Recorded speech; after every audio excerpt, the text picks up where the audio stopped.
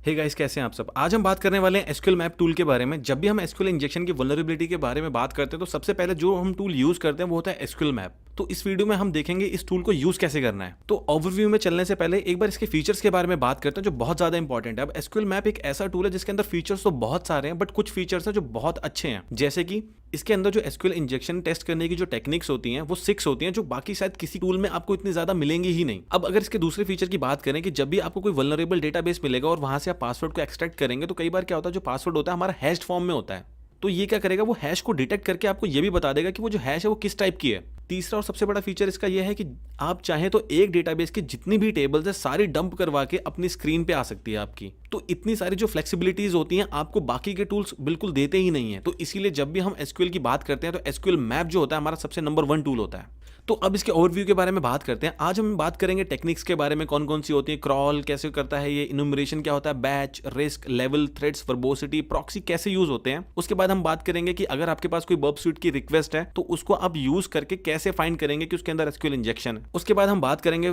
अगर आपको कोई लॉगिन पेज दिया हो तो उसके अंदर से कैसे आप फाइंड करेंगे कि वो वल्नरेबल है कि नहीं है। डेटा पैरामीटर कैसे यूज करते हैं, हेडर्स कैसे यूज करते हैं, यूजर एजेंट कैसे क्रिएट करते हैं, कुकीज को कैसे यूज करना है, फ्लश सेशन हो या अगर आपने एसक्यूएल इंजेक्शन फाइंड किया तो उसका जो आउटपुट अगर आप वो सेव करना चाहते हो उसको कैसे सेव करेंगे, या आपको कोई सिक्योरिटी चेक बाईपास करना है तो वो कैसे करेंगे। तो आज हम यही सारी चीजें देखने वाले हैं इस वीडियो में। तो सबसे पहले बात करते हैं इसकी टेक्निक्स के बारे में। अब जैसा कि मैंने बताया इसके अंदर 6 टेक्निक्स होती हैं। सबसे पहली होती है आपकी बूलियन, सेकंड होती है आपकी एरर बेस, थर्ड होती है आपकी यूनियन, फोर्थ होती है आपकी स्टैक्ड एंड फिफ्थ होती है आपकी time based blind and sixth होती है आपकी इनलाइन क्वेरीज। अब इसके बारे में हम ज्यादा डिटेल में बात तो इसलिए नहीं कर सकते क्योंकि ये टॉपिक्स बहुत ज्यादा बड़े हैं, इनके लिए एक डेडिकेटेड वीडियो चाहिए। टॉपिक्स के बारे में हम जरूर डिस्कस करेंगे आगे फ्यूचर में। बस आप ये समझ लीजिए कि एसक्यूएल मैप जो होता है इन टेक्निक्स को यूज करके एसक्यूएल इंजेक्शन जो होता है उसको फाइंड करते। तो अब बात करते हैं क्रॉल के बारे में। क्रॉल क्या है, एसक्यूएल मैप का एक ऐसा स्ट्रॉन्ग पैरामीटर है जिसको आप एक वेबसाइट अगर देंगे ना तो ये क्या करेगा, उस वेबसाइट को पूरा स्कैन करेगा और स्कैन करने के बाद ये बता देगा कि कौन सा जो पैरामीटर है वो वल्नरेबल है एसक्यूएल इंजेक्शन के। लेट्स सपोज आपको एक वेबसाइट दे दी गई, अब आपको क्या करेंगे, आप उसे मैन्युअली जाके चेक करेंगे, अच्छा यहाँ पे इंजेक्शन है क्या, अच्छा यहाँ पे इंजेक्शन नहीं है। तो इसमें क्या होता है, टाइम बहुत ज़्यादा लग जाता है। तो कई बार क्या होता है कि क्रॉल ऑप्शन आपकी वहां पे हेल्प कर देता है। ये क्या करेगा, जैसे गूगल जो क्रॉल करता है वेबसाइट्स को, एग्जाम्पल के लिए अगर आप न्यूज़ सर्च करते हैं गूगल में तो वो क्या करता है, जितनी भी चीज़ें रिलेटेड होती हैं न्यूज़ से वो सारी ला के आपको दे देता है। सेम उसी तरीके से हम एसक्यूएल मैप यूज कर रहे हैं तो क्रॉल इसका क्या करता है, जहां जहां पर एसक्यूएल इंजेक्शन लग रहा होता है वो सारी चीजें आपको ला के दे देता है। तो बहुत ही पावरफुल है। अब एक चीज जो होती है इससे रिलेटेड डेप्थ होता है। अब क्या होता है, हम क्रॉल जब करते हैं एसक्यूएल मैप से तो उसको बताते हैं कि उसको कितनी डेप्थ में जाना है। डेप्थ में जाने का मतलब क्या होता है कि लेट्स सपोज आपके पास एक डायरेक्टरी है न्यूज, अब उसके अंदर बहुत सारी पेजेस होंगे। आप इसको बताएंगे अगर इसकी डेप्थ 1 देंगे तो जो हमारी न्यूज डायरेक्टरी है, तो अगर आप इसको डेप्थ बताएंगे तो ये क्या करेगा, हमारी जो न्यूज डायरेक्टरी है इसके अंदर जाएगा और जितने भी पेजेस हैं उन सबको सर्च करेगा। एग्जाम्पल के लिए a.php है उसको सर्च करेगा, b.php है उसको सर्च करेगा, c.php है उसको भी सर्च करेगा। अगर आप उसकी डेप्थ 2 देंगे तो ये क्या करेगा, न्यूज फोल्डर के अंदर तो सारी चीजें चेक करेगा ही करेगा, फिर न्यूएस्ट जो हमारा फोल्डर है उसके अंदर भी जाएगा जो डायरेक्टरी है और वहां पे भी जाके सारी चीजें चेक करेगा। मतलब जितने भी पेजेस इसको मिलेंगे उन सब के अंदर जाएगा, अपना जो वल्नरेबल पैरामीटर्स है उसके लिए टेस्ट करेगा। तो ये आपके ऊपर टोटली डिपेंड करता है कि आप इसको कितनी डेप्थ में भेजना चाहते हैं। एग्जाम्पल के लिए मैंने यहाँ पे 3 लिखा है, तो 3 का मतलब यहाँ पर क्या होगा कि न्यूज डायरेक्टरी के अंदर जाएगा, सारे पेजेस चेक करेगा, उसके बाद उसको वहां पे न्यूएस्ट डायरेक्टरी मिलेगी तो ये उसके अंदर भी जाएगा और सारे पेजेस चेक करेगा न्यूज डायरेक्टरी के अंदर जितने भी पेजेस अवेलेबल है। फिर उसके अंदर इसको अगर एक टेरर डायरेक्टरी मिल जाती है लेट्स सपोज, तो उसके अंदर भी जाएगा और सारे पेजेस चेक करेगा। बट अब यहाँ पे क्या होगा, उसको एक और डायरेक्टरी मिल गई कंट्री, अब इसके अंदर नहीं जाएगा वो। क्यों? क्योंकि हमने यहाँ पे जो डेप्थ है वो 3 दे रखी है। तो इसीलिए 3 डेप्थ अगर हम दे रहे हैं तो इसका मतलब ये न्यूज के अंदर जाएगा, सारे पेजेस चेक करेगा, न्यूज के अंदर जाएगा, सारे पेजेस चेक करेगा और टेरर के अंदर जाएगा सारे। तो आप यहाँ पे देख सकते हैं जो क्रॉल हमारा फीचर है कितना ज्यादा इंपॉर्टेंट है और कितनी इजीली आपको ये फाइंड करके दे देगा, आपको पता भी नहीं चलेगा। तो चलिए इसको टेस्ट करके देखते हैं एक बार। तो आज हम जिस वेबसाइट पे एसक्यूएल इंजेक्शन टेस्ट करेंगे वो है हमारी testphp.vulnerab.com। यहाँ पे आगे जो आप वल्नरेबिलिटीज होती हैं वो सारी टेस्ट कर सकते हैं। अब आप जैसा कि यहाँ पे देख सकते हैं मैंने एसक्यूएल मैप को कॉल किया, उसके बाद मैंने यू पैरामीटर दिया। यू का मतलब क्या होता है, बेसिकली हम यूआरएल को प्रोवाइड कर रहे हैं। अब मुझे ये बिल्कुल नहीं पता कि ये जो हमारा पेज है वल्नरेबल है कि नहीं है एसक्यूएल इंजेक्शन के। तो अब क्या करते हैं, इसको क्रॉल करते हैं। मैं क्या करता हूँ, इसको डेप्थ देता हूँ 2 की। अब ये क्या करता है, हमारा जो एसक्यूएल मैप होता है ये बाय डिफॉल्ट आपसे ना कुछ क्वेश्चंस पूछता रहेगा बीच बीच में कि आपको ये पेलोड डालना है कि नहीं डालना है, ये चीज़ टेस्ट करनी है कि नहीं करनी है। तो उसके भी आंसर आपको करते रहना है अकॉर्डिंगली। और मेजरली तो हम ऐसा करेंगे कि जो बाय डिफॉल्ट होता है हम उसी को ही चूज करेंगे। जैसा कि आप यहाँ पे देख सकते हैं बाय डिफॉल्ट एन आ रहा है। अब ये कह रहा है कि आपको उसकी एग्जिस्टेंस चेक करनी है कि नहीं करनी है। अब हमें तो पता एग्जिस्ट करती है तो नहीं करेंगे ऑफकोर्स। अब ये कह रहा है यहाँ पे कि इसको जो हमारा यूआरएल है वहाँ पे रीडायरेक्ट मिला है, तो कह रहा है फॉलो करना चाहेंगे, डेफिनेटली करना चाहेंगे उसको। एक यूआरएल मिला है जो ये कह रहा है कि आप टेस्ट करना चाहेंगे क्या इस यूआरएल को, बिल्कुल। अब ये कह रहा है कि इसको ऐसा लग रहा है कि ये जो पैरामीटर है वल्नरेबल है और यहाँ पे इसको ये पेलोड मिला है, तो कह रहा है कि आप इसको एक्सप्लॉइट करके भी ट्राई करना चाहते हैं, डेफिनेटली। अब यहाँ पे उसने बोला था कि आपको ये वल्नरेबल पैरामीटर अब मिल चुका है कि आप आगे भी ट्राई करना चाहते हैं, तो अब आगे क्यों करेंगे जब हमें एक वल्नरेबल मिल चुका है तो। ठीक है, अब इसने स्कैन को जो आप देख सकते हैं कंप्लीट कर दिया। अब इसने जो स्कैन की डिटेल्स है वो हमारी इस फाइल में डाल दी है।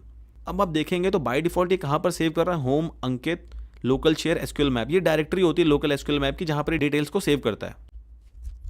अब जैसा कि आप यहाँ पे देख सकते हैं हमारा जो वल्नरेबल यूआरएल है वो ये है, और कौन सा मेथड यूज कर रहे हैं हम, गेट मेथड यूज कर रहे हैं, और वल्नरेबल पैरामीटर कौन सा, कैट वाला है, जो कि यहाँ पर आप देख सकते हैं।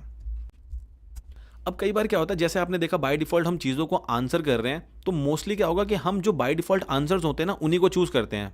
जैसे उसने पूछा आपको साइट के एग्जिस्टेंस चेक करनी है कि नहीं करनी है, पेलोड आपको ये देना है कि नहीं देना है, तो मेजरली हम क्या करते हैं डिफॉल्ट ऑप्शन के साथ ही जाते हैं। तो आपको बार बार आंसर ना करना पड़े इसके लिए हमारे पास एक फीचर होता है जो कि होता है बैच। अब बैच क्या करता है, बाय डिफॉल्ट जो भी इसके पास आंसर्स होते हैं ना उसको चूज कर लेता है। अब जैसे हमारे पास क्वेश्चन आया कि आपको इसकी एग्जिस्टेंस चेक करनी है क्या, अब हमें नहीं करनी क्योंकि हम तो खुद ही दे रहे हैं, हमें तो पता एग्जिस्ट करती है वो, तो हम क्या करेंगे बाय डिफॉल्ट नो करेंगे। तो ये क्या करेगा, जो बैच होता है बाय डिफॉल्ट जितने भी आंसर्स होते हैं उनको सेलेक्ट कर लेगा। इससे क्या होगा कि हमारा जो टाइम होता है वो काफी ज्यादा सेव हो जाएगा।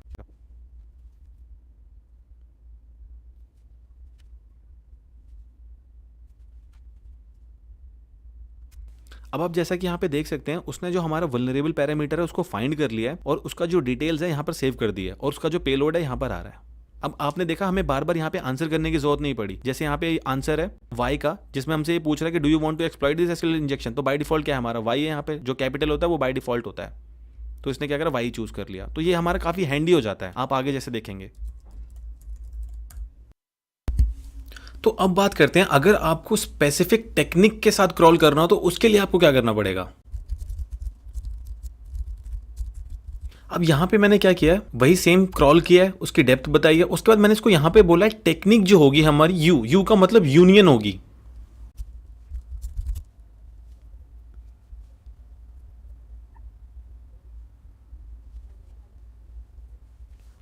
अब जैसा कि आप यहाँ पे देख सकते हो उसने हमारा जो वल्नरेबल यूआरएल है उसका रिजल्ट यहाँ सीएसवी फाइल में दे दिया है, और थोड़ा सा ऊपर अगर आप देखेंगे तो यहाँ पे जो उसने पेलोड यूज किया वो यूनियन यूज किया है उसने यहाँ पर, जैसा कि हमने उसको बताया था कि यूनियन वाली टेक्निक ही यूज करनी है एसक्यूएल इंजेक्शन फाइंड करने के लिए।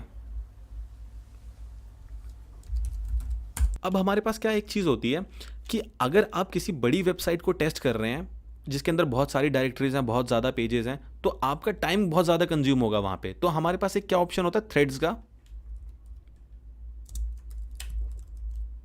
कि आप यहां पे बता सकते हैं इकट्ठे आपको कितने कनेक्शंस यूज करने हैं टेस्ट करने के लिए। तो एग्जांपल के लिए मैं यहां पे 5 दे रहा हूं, बाय डिफॉल्ट 1 होता है और मैक्सिमम आप उसको 10 तक लेके जा सकते हैं।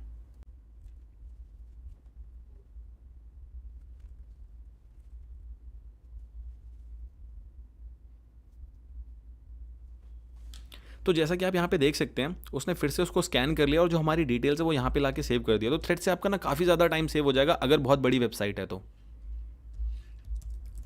अब हमारे पास क्या होता है कि कुछ रिस्क वाली चीज़ें होती हैं कि अगर आप किसी वेबसाइट को स्कैन कर रहे हैं तो वहाँ पे कुछ रिस्क फैक्टर भी होता है जो कि मैं बताता हूँ आपको। अब जो हमारा एसक्यूएल मैप है उसके अंदर एक रिस्क नाम की चीज होती है, ये आपको 3 फीचर्स देता है। कई बार होगा कि आपको वहाँ पे वल्नरेबिलिटी जो है वो नहीं मिलेगी और आपको डिफरेंट पेलोड्स को ट्राई करना पड़ेगा, तो रिस्क वाली चीज यहीं पर आती है। अब ये जो रिस्क है इसके अंदर 3 वैल्यूज जाती हैं, या तो होगी 1, या तो होगी 2, या फिर होगी 3। अब 1 जो होता है हमारा बाय डिफॉल्ट होता है। 1 का मतलब क्या होता है कि आप जो भी पेलोड ट्राई कर रहे हैं वो इतने हार्मफुल नहीं है और वहां पे जाके सर्वर को उतना हार्म नहीं करेंगे। बट अगर आप 2 देंगे यहाँ पे तो 2 का मतलब क्या होता है, ये ना टाइम बेस्ड एसक्यूएल इंजेक्शन जो होता है हमारा उसको भी ट्राई करता है। अगर आप इस यहाँ पे 3 देंगे तो क्या करेगा, और बेस्ड जो हमारा एसक्यूएल इंजेक्शन होता है ये उसको भी ट्राई करता है। मतलब ये कॉम्बिनेशन में 1 को भी रखेगा, 2 को भी रखेगा और 3 वाला भी रहेगा, और 2 अगर देंगे तो 1 को भी रखेगा, 2 को भी रखेगा। तो जब आप ये 3 को यूज कर रहे होंगे तो कई बार इसमें आप देखेंगे कि जो अपडेट हमारी कमांड्स होती हैं इसको भी एज अ पैरामीटर यूज करेगा और वहां पे जाके एज अ पेलोड उसको डालेगा। तो ये इतना ज्यादा हार्मफुल होता है कि अगर आपका एसक्यूएल वहां पे हिट हो गया तो वो जो डेटाबेस है वो भी अपडेट हो सकता है, वहां पे भी चेंजेस हो सकते हैं। तो आप ये तो नहीं चाहेंगे कि आपका जो डेटाबेस है वहां पर उसमें डेटा चेंज हो जाए। तो इसीलिए रिस्क जब भी दे रहे हैं तो बड़े ध्यान से देना है आपको। वहां पर मैं 1 दे के ही आपको दिखा रहा हूं यहाँ पर।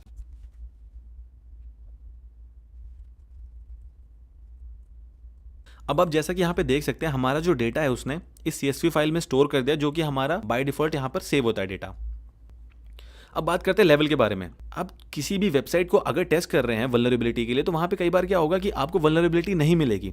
तो आपके पास एक मैकेनिज्म क्या होता है कि आप वहाँ पर लेवल को अप कर सकते हैं। अप करने का मतलब क्या होता है, अगर आप वहाँ पे लेवल 2 देंगे तो लेवल 2 से क्या होगा, वो कुकी के अंदर जाके उसको टेस्ट करेगा कि वहां पे तो कहीं ऐसा कोई मैकेनिज्म नहीं है जिससे हम उसको एक्सप्लॉइट कर सकते हैं। अगर आप 3 देंगे तो वो यूजर एजेंट के अंदर जाएगा और वहां पे जाके टेस्ट करेगा। तो मतलब जैसे जैसे आप लेवल को बढ़ाते जाएंगे वैसे वैसे जो वल्नरेबिलिटी का इंपैक्ट है वो बढ़ता जाएगा, मतलब उतना जो उसका टेस्ट का रेंज होगा वो बढ़ता चला जाएगा। तो 1 जो होता है हमारा बाय डिफॉल्ट और सबसे मिनिमल होता है, 5 जो होता है हमारा सबसे मैक्सिमम और सबसे ज्यादा इंपैक्टफुल होता है। बस एक चीज का ध्यान रखें, रिस्क और अगर लेवल आप यूज कर रहे हैं तो कई बार क्या होता है कि आपके फॉल्स पॉजिटिव के भी चांसेस बहुत ज्यादा बढ़ जाते हैं, तो इसका ध्यान जरूर रखें। अब यहां पे मैं 1 को ही चूज कर रहा हूं, आप अपने अकॉर्डिंगली चूज करेंगे। तो जैसा कि आप यहां पे देख सकते हैं उसने उसको टेस्ट कर लिया सक्सेसफुली और जो डेटा है हमारा इस फाइल में सेव कर दिया है। अब ये जो हमारा वल्नरेबल यूआरएल है मैंने इसको कॉपी कर लिया है सो दैट कि हम आगे इसको एक्सप्लॉइट कर सकें। अब बात करते हैं वर्बोसिटी की। वर्बोसिटी क्या होता है कि आपको ये ऑप्शंस देता है कि अगर एसक्यूएल इंजेक्शन परफॉर्म हो रहा है किसी वेबसाइट पे तो आप उसकी डिटेल्स को फेच कर सकते हैं। एग्जांपल के लिए अगर वर्बोसिटी के साथ आप 3 देंगे तो 3 से क्या होगा, जो ये पेलोड ट्राई कर रहा है ना वो आपको दिख जाएगा। अगर आप 2 देंगे तो ये क्या होगा, जो डिबगिंग के मैसेज है वो भी आपको स्क्रीन पे दिखते चले जाएंगे। और अगर आप 4 देंगे वहां पे तो उससे क्या होगा कि एचटीटीपी की जो रिक्वेस्ट होती है जिस फॉर्म में वो जाती है आपको वो दिख जाएगी। 5 देंगे तो रिस्पॉन्स हेडर्स आ जाएंगे और 6 देंगे तो रिस्पॉन्स के साथ पेज कंटेंट जो होता है वो भी आ जाएगा। और 0 देंगे तो ट्रैक बैक एरर्स और क्रिटिकल जो मैसेज होते हैं हमारे वो भी आ जाएंगे। बाय डिफॉल्ट क्या होता है, हमारा 1 सिलेक्टेड हो जिससे कि आपको इन्फॉर्मेशन और वार्निंग मैसेजेस जो होते हैं वो आपको स्क्रीन पे दिख जाते हैं। एग्जाम्पल के लिए देखते हैं। अब जैसा कि आप यहाँ पे देख सकते हैं मैंने वी के साथ यहाँ पर 4 दिया है। इसका मतलब क्या है कि मैं हेडर्स को देखना चाहता हूं, जो एचटीटीपी के हेडर्स जा रहे हैं हमारी रिक्वेस्ट के साथ मैं उनको भी देखना चाहता हूं वो हेडर्स क्या हैं। अब आप जैसा कि यहां पे देख सकते हैं जो मेरी एचटीटीपी की रिक्वेस्ट जा रही है मैं उसको भी डिटेल में देख सकता हूं।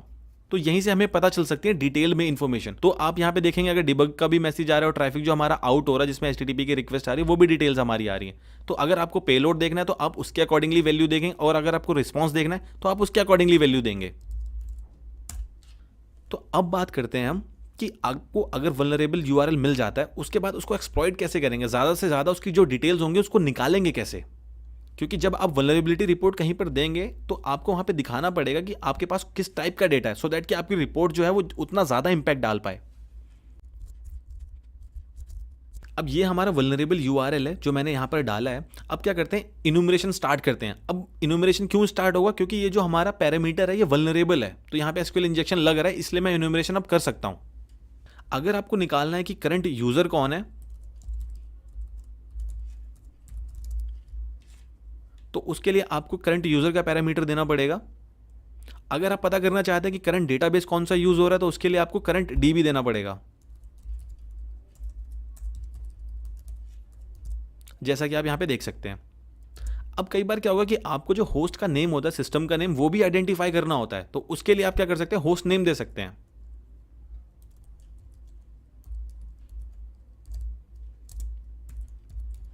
अब उसके साथ मैं बैच भी डिफाइन कर रहा हूं सो दैट कि मुझे कोई बाय डिफॉल्ट अगर कोई क्वेश्चन पूछे तो उसका आंसर ना करना पड़े।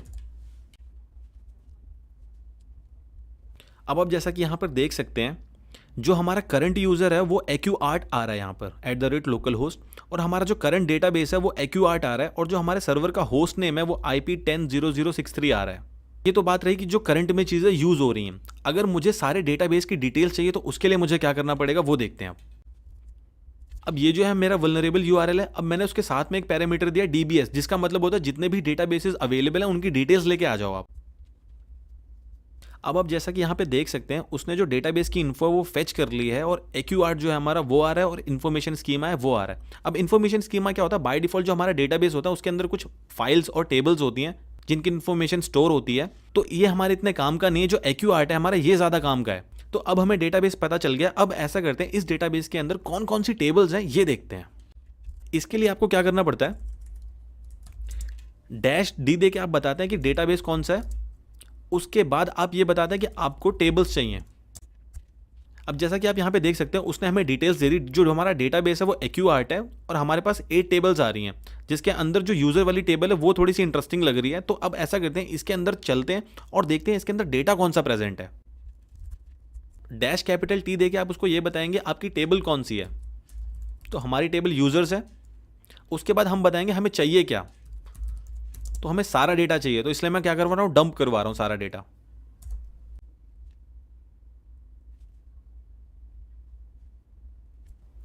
अब आप यहाँ पे देख सकते हैं वो क्या बोल रहा है, do you want to crack them via dictionary based attack, मतलब इसको वहां पे कुछ हैश मिल गई है। अब ये बोल रहा है कि आप उस पर अटैक परफॉर्म करना चाहते हैं। अभी हम उसको परफॉर्म नहीं करना, अभी तो बस जस्ट हमें देखना है, तो मैं नहीं करूंगा सिलेक्ट। तो जैसा कि आप यहाँ पे देख सकते हैं, ईमेल आईडी यहाँ पर आ रहा है, पासवर्ड यहाँ पर आ रहा है, उसकी बाकी की डिटेल्स भी यहाँ पर आ रही है। टेस्ट यूनेम जो है उसका, और पासवर्ड जो है वो टेस्ट है। तो इसको लॉगिन करके ट्राई करते हैं, देखते हैं सही है कि नहीं है। यूजर नेम भी टेस्ट है हमारा, पासवर्ड भी टेस्ट है। जैसा कि आप देख सकते हैं यहाँ पे भी इन्होंने लिखा हुआ है यूजर नेम भी टेस्ट है और पासवर्ड भी टेस्ट है। तो देखिए मैं यहाँ पे लॉगिन हो गया हूँ, और ये जो यहाँ पे नेम आ रहा है उसकी डिटेल्स हमारा जो कंसोल पे आ रहा था उससे मैच कर रही हैं, जैसा कि आप यहाँ पे देख सकते हैं। अब कई बार क्या होगा कि आपको ऐसी भी जरूरत पड़ सकती है जिसमें आप ये चेक करना चाहें कि जो हमारा कॉलम है, ये नेम, ये किस टाइप की वैल्यूज को स्टोर कर रहा है, मतलब इसका डेटा टाइप क्या है। तो उसको चेक करने के लिए हमारे पास क्या तरीका है, सिंपली क्वेरी लिखेंगे। उसके बाद आप यहाँ पर ये बताएंगे कि आपको कॉलम्स चाहिए, मतलब जो हमारा डेटाबेस है एक्यूआर्ट है, टेबल हमारी यूजर्स है, और मुझे यूजर्स के कॉलम चाहिए जितने भी हैं। अब आप यहाँ पे देख सकते हैं हमारे कॉलम के नेम्स आ गए, और वो किस टाइप का डेटा स्टोर करने वाले हैं उसकी डिटेल्स भी आ गई है। वेयर केयर आ गया जिसकी मैक्सिमम लेंथ जो है उसकी 100 है, और जो एड्रेस है वो मीडियम टेक्स्ट हमारा यूज कर रहा है। तो ये सारी चीज़ें जो होती हैं आपकी फर्दर एक्सप्लॉइट करने में डेफिनेटली हेल्प कर सकती हैं। जब आप रिपोर्ट बनाएंगे तो ये चीज़ें काफ़ी हेल्पफुल साबित होंगी आपके लिए। अब बात करते हैं कि अगर आपको एक डेटाबेस मिल गया है और आप उसके अंदर की जितनी भी टेबल्स हैं उन सब का डेटा देखना चाहते हैं, इसके लिए आपको क्या करना पड़ेगा, डी से आपने बताया आपका डेटाबेस कौन सा है, उसके बाद आप पैरामीटर यूज करेंगे डंप ऑल, जिसका मतलब क्या होगा, जितना भी डेटा सारा डंप कर दो यहां पे लाके।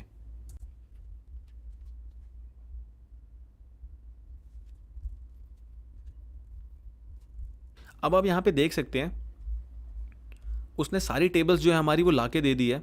ये जो आप डैश डैश लाइन में देख रहे हैं टेबल्स हैं हमारी, ये हमारे पास ब्लैंक टेबल है उसकी डिटेल्स, ये हमारे पास दूसरी टेबल है उसकी डिटेल्स, ये हमारे पास यूजर्स वाली टेबल है उसकी डिटेल्स आ गई। तो आप क्या कर सकते हो कि सारी डिटेल्स जो हैं वो सारी की सारी इकट्ठे एक ही बार में लेके आ सकते हो।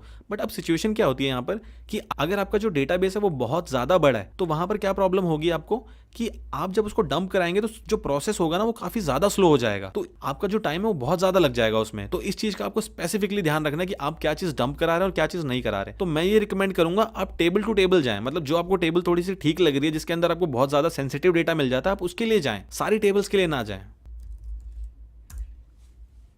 अब लेट्स सपोज आपने एसक्यूएल इंजेक्शन तो परफॉर्म कर लिया, अब आपको जो डेटा है वो सेव करना है, जो आपके पास रिजल्ट्स आए कि ये वल्नरेबल है, ये वल्नरेबल नहीं है, आप उसको एक डेडिकेटेड जगह पे स्टोर करना चाहते हैं। तो उसके लिए आप क्या करेंगे,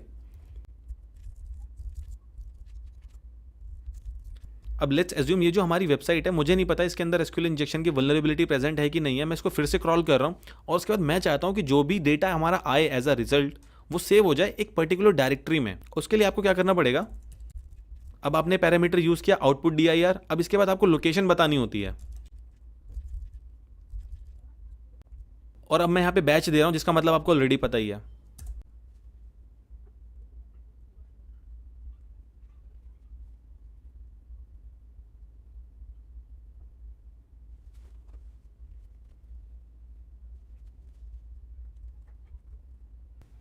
अब आप जैसा कि यहाँ पे देख सकते हैं उसने इस वेबसाइट को पूरा स्कैन कर लिया, और स्कैन करने के बाद जो उसके रिजल्ट है वो यहाँ पे लाके सेव कर दिया। जो डायरेक्टरी मैंने बताई थी होम अंकित टेम्प, वहाँ पे जाके इसने रिजल्ट को सेव कर।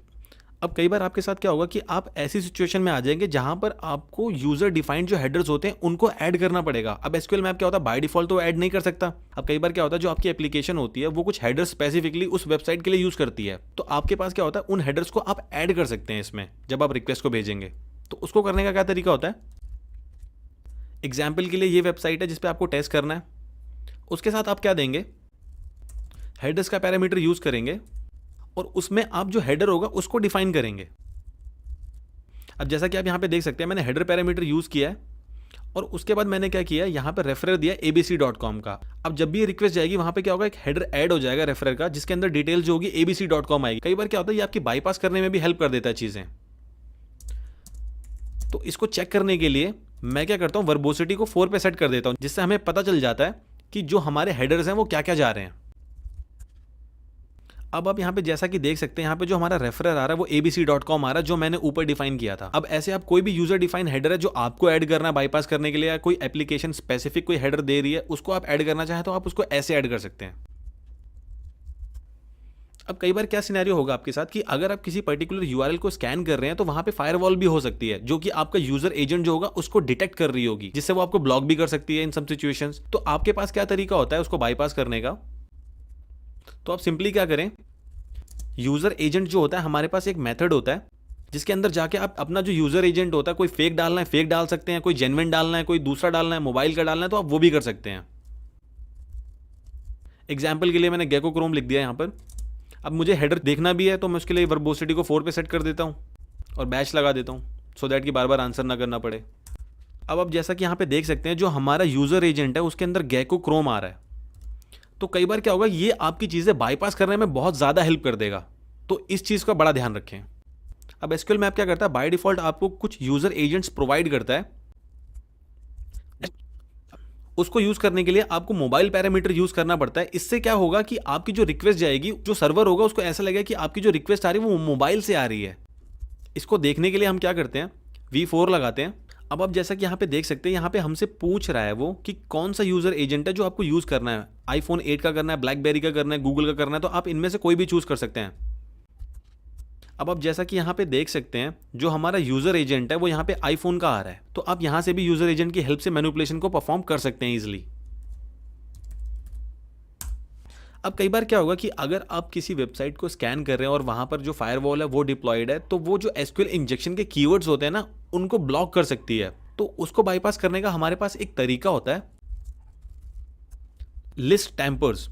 टैम्पर हमारे पास एक ऐसा पैरामीटर होता है जो हम पेलोड भेजते हैं ना, उसके अंदर क्या करेगा, मैनिपुलेशंस परफॉर्म करेगा, मतलब डेटा जो होगा उसको टैम्पर करेगा, उसको बाईपास करने की कोशिश करेगा फायरवॉल से। एग्जाम्पल के लिए देखते हैं, अगर आप वहां पे यूनियन भेजते हैं क्वेरी के अंदर लिख के, तो उसको कुछ ऐसा कर देता है। इसमें क्या होगा कि अगर आप नॉर्मल यूनियन भेजेंगे तो वो क्या करेगा, ईओ उसके आगे ऐड कर देगा, तो क्या होगा, जो फायरवॉल होगी वो डिटेक्ट ही नहीं कर पाएगी। नेक्स्ट देखते हैं बेस 64। इसमें क्या करेगा, आपका जो भी पेलोड होगा ना उसको बेस 64 में कन्वर्ट करेगा, उसके बाद वहां पर भेजेगा। अब फायरवॉल क्या करेगी, वो तो यूनियन को सर्च कर रही है, बट आपका जो यूनियन है वो तो बेस 64 में आपने कन्वर्ट कर रखा है, उसके बाद तो वो डिटेक्ट ही नहीं कर पाएगी। तो ये लिस्ट ऑफ टैम्पर्स है जिसको आप यूज कर सकते हैं और जिससे आप चीजों को बाईपास करने की कोशिश कर सकते हैं। इसको यूज करने का तरीका हमारे पास क्या होता है कि आप टेम्पर पैरामीटर दें और उसके अंदर बस ये बता दें कि टेम्पर है वो किस टाइप का यूज करने वाले हैं। जो लिस्ट ऑफ टेम्पर्स हमने अभी देखा उसमें से मैंने एक सिलेक्ट कर लिया बेस 64 एनकोड का। अब ये क्या करेगा, जो भी पेलोड वहां पर भेजेगा ना वो सारे के सारे कैसे होंगे, बेस 64 की फॉर्म में होंगे, जिससे हम फायरवॉल को इजीली बाईपास कर पाएंगे।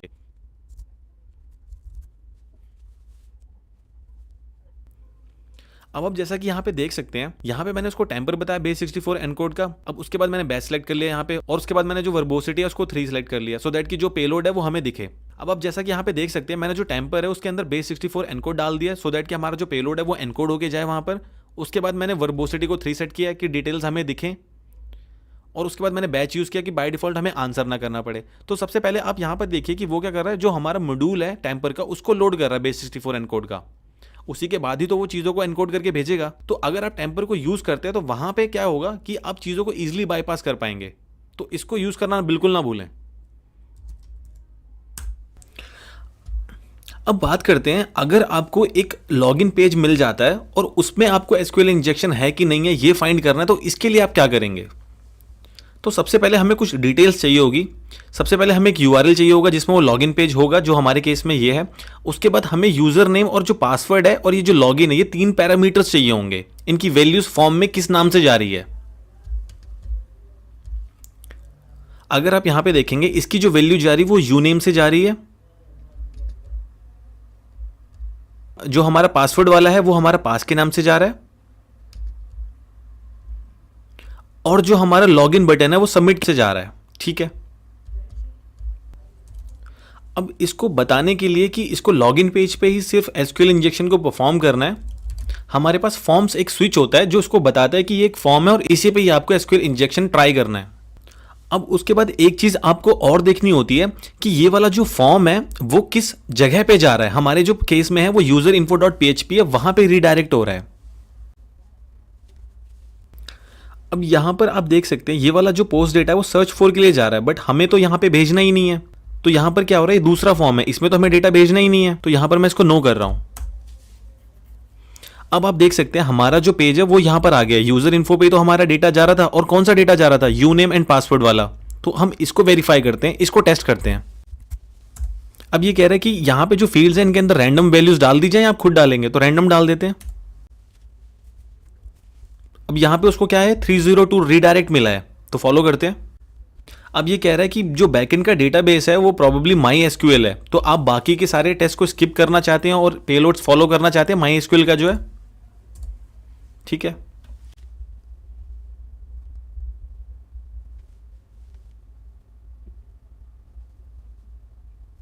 अब यहां पर ये कह रहा है जो आपका फॉर्म है उसके अंदर जो यूनेम पैरामीटर है, जो हमारा यूजर नेम वाला है, वो वल्नरेबल है। तो कह रहा है कि आपको आगे भी टेस्ट करना है क्या बाकी के पैरामीटर्स, तो हम कहते हैं नहीं। अब इसको एक्सप्लॉइट करने के लिए बोल रहा है, तो करते हैं। तो उसकी जो डिटेल्स है इसने सीएसवी में डाल दी है, देखते हैं। जैसा कि आप यहां पे देख सकते हैं वो बोल रहा है यूआरएल ये है जिसके अंदर डेटा जो जा रहा है वो पोस्ट की फॉर्म में जा रहा है और वल्नरेबल पैरामीटर जो है वो यूनेम है। तो अब ऐसा करते हैं, इसको एक्सप्लॉइट करने की कोशिश करते हैं। पहले जो हमने एक्सप्लॉइट किया था वो तो दूसरे पेज से किया था, अब इसको लॉगिन पेज से एक्सप्लॉइट करने की कोशिश करते हैं। लॉगिन पेज के साथ साथ क्या होता है, हमारा डेटा भी जाता है। तो हमारे पास क्या होता है, पोस्ट में जो डेटा जाता है वो भेजने के लिए हमारे पास डेटा स्विच होता है इसमें। जैसा कि आप यहां पे देख सकते हैं, यहां पे यूनेम मैंने बताया कुछ भी रैंडम वैल्यू दे दी है, पास कुछ भी, और लॉगिन जो आपका बटन का हमारा नाम था सबमिट, और यहाँ पे जो हमारा फंक्शन था बटन का वो सबमिट। तो ये तीन चीज़ें उसको चाहिए होती हैं फॉर्म में। अब उसके बाद हम क्या करते हैं, उससे बोलते हैं कि हमें डेटाबेस ला के दो जितने प्रेजेंट है यहाँ पर। अब हमें पता है ये जो फॉर्म है ये वल्नरेबल है, तो अब हम इसके अंदर वो सारी इन्यूमरेशन कर सकते हैं जो हम पहले कर चुके हैं। एग्जाम्पल के लिए डेटाबेस लेके आते हैं।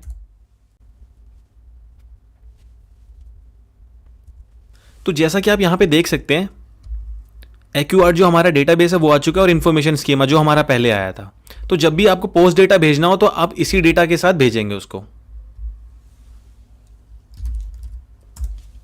तो अब बात करते हैं प्रॉक्सी के बारे में। अब प्रॉक्सी हमारे पास क्या मैकेनिज्म होता है एसक्यूएल मैप का, कि आप क्या कर सकते हैं, एसक्यूएल मैप से जो भी पेलोड ट्राई कर रहे हैं, जो भी सर्वर पे आप पेलोड भेज रहे हैं, आप उसको बर्ब स्वीट पे भेजेंगे और बर्ब स्वीट से फिर वो सर्वर के पास जाएगा। तो मतलब बर्ब स्वीट के पास जब आप वो पेलोड भेजेंगे तो आप उसमें फर्दर मैनिपुलेशन कर सकते हैं, मतलब कुछ चेंजेस करने हैं पेलोड में या आपको एक्स्ट्रा कुछ ऐड करना है, मतलब वो फ्लेक्सिबिलिटी मिल जाती है आपको प्रॉक्सी ऐड करने से। तो वो देखते हैं कि वो कैसे करते हैं।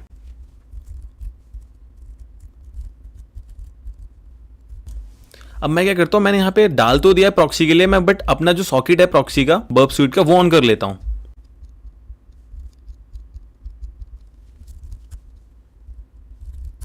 जैसा कि आप यहां पे देख सकते हैं, मैंने जैसी रिक्वेस्ट यहां पे भेजी बर्ब स्वीट ने उसको इंटरसेप्ट कर लिया यहां पर। अब मैं इसको फॉरवर्ड भी कर सकता हूं, मैं इसको रिपीटर के पास भी भेज सकता हूं, मैं इसमें जो चाहूं वो सारी चीजें कर सकता हूं।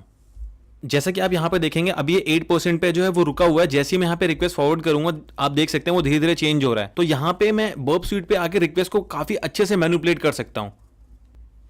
अब अपने नेक्स्ट टॉपिक पे आते हैं, जिसमें आपका क्या होगा, आपने बर्ब स्वीट से एक रिक्वेस्ट को कैप्चर किया, अब उसके अंदर कुछ पैरामीटर्स जा रहे हैं और आपको वो टेस्ट करना है कि क्या वो वल्नरेबल है कि नहीं है। तो उसके लिए क्या करना पड़ेगा आपको, सबसे पहले तो वो जो रिक्वेस्ट है मैं उसको कैप्चर कर लेता हूं। अब ये रिक्वेस्ट है, अब मुझे इसमें ये चेक करना है कि ये जो पैरामीटर्स हैं वल्नरेबल है कि नहीं है।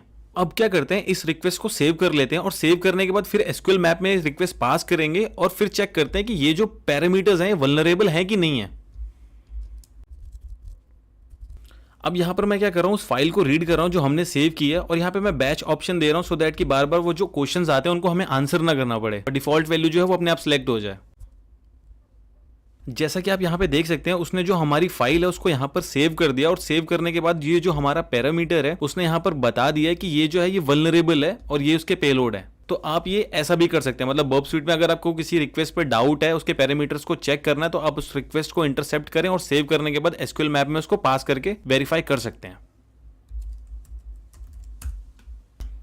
अब बात करते हैं हाइलाइट्स की। अब ये कुछ स्विचेस हैं जो बहुत ज़्यादा इंपॉर्टेंट है। अगर हम बात करें कुकी की, कई बार क्या होगा कि आप किसी वेबसाइट पे अगर लॉगिन कर लेंगे, लॉगिन करने के बाद क्या होगा कि आपको कोई फॉर्म फिल करने के लिए अगर बोला जाता है, तो अगर आपको उसको टेस्ट करना पड़ेगा तो उसको टेस्ट करने के लिए आपको कुकी की वैल्यू चाहिए होगी। तो आप इस स्विच का वहां पर यूज करेंगे कुकी का, और इक्वल्स टू देने के बाद उसकी वैल्यू देंगे वहां पे। उसके बाद नेक्स्ट है हमारा फ्लश सेशन। ये क्या करता है कि आपका जो सेशन होता है एसक्यूएल मैप का उसको क्लियर करता रहता है सो दैट कि आप नए नए पेलोड्स को ट्राई कर सकें। नेक्स्ट है हमारा कमेंट स्विच। बेसिकली क्या करता है कि अगर कोई हिडन कमेंट है हमारा डेटाबेस के अंदर तो वो ये आपको लाके दे देता है इजीली वहां पर। और उसके बाद जो लास्ट के 2 स्विचेस हैं ये क्या करते हैं, आपको कमांड शेल लाके देते हैं। अब ये चीज कब पॉसिबल हो पाती है शेल वाली, कि अगर वो जो डेटाबेस है वो रूट यूजर यूज कर रहा है उसको, मतलब वहां पे जो मैनिपुलेशन है वो रूट यूजर या एडमिन यूजर वहां पर कर रहा है, तभी आप उसका एक्सेस जो है ले पाएंगे वहां पर। अगर वीडियो अच्छी लगी तो वीडियो को लाइक जरूर करें, शेयर तो बिल्कुल बनता है, और ऐसी और वीडियोस देखने के लिए चैनल को तो सब्सक्राइब जरूर करना है।